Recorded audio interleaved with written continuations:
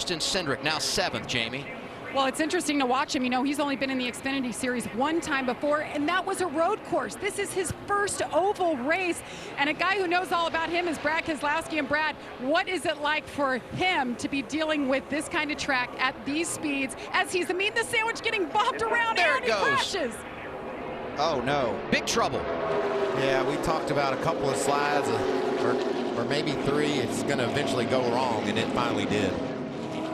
He was very loose. Very loose. Well, this is definitely not the day he was looking for, but and sometimes this is how you learn.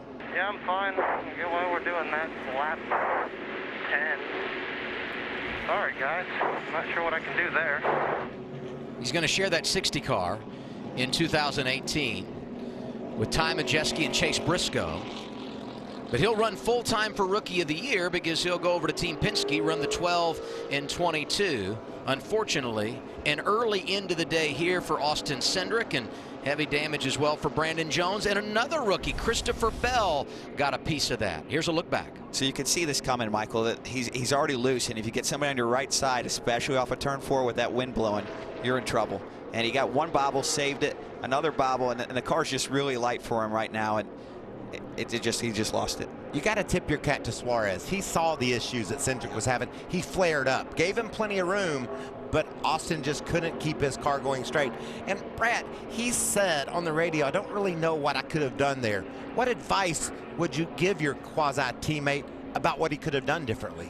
Well, at this point, you know you're struggling. There's not a lot you're going to do other than just lift and give up spots and try to get it into the pit road and survive another lap. And hopefully catch a break to work on your car. You know, a lot of times, Adam, when you're loose like that, you get tense and you start over-driving the car because you're so anticipating it's going to spin out on you, and that adds to your problems. I've often said you got to be strong mentally to be successful at this style of racing.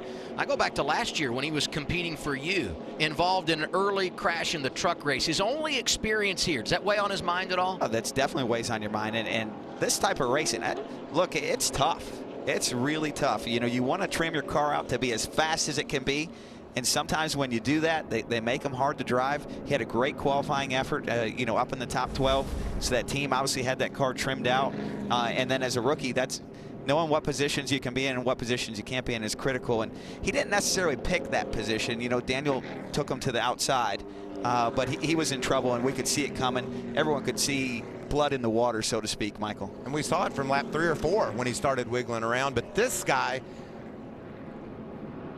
Now, if you go back, Tyler Reddick was right inside of Austin Cindric. He got a little bit of damage in this thing. Ready, guys. We may have some sort of ignition problem. I'm going to keep an eye on it, or something electrical. Well, they got something beyond possible crash damage. His damage doesn't look that bad. He's got a little wheel donut on the right side, but I think he'll be okay with that, Michael.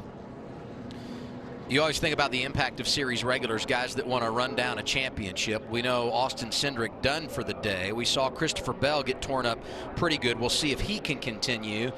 We just mentioned Tyler Reddick. Ryan Reed, who's won this February race 2 of the last 3 years, got a little bit of damage. So did the 19 of Brandon.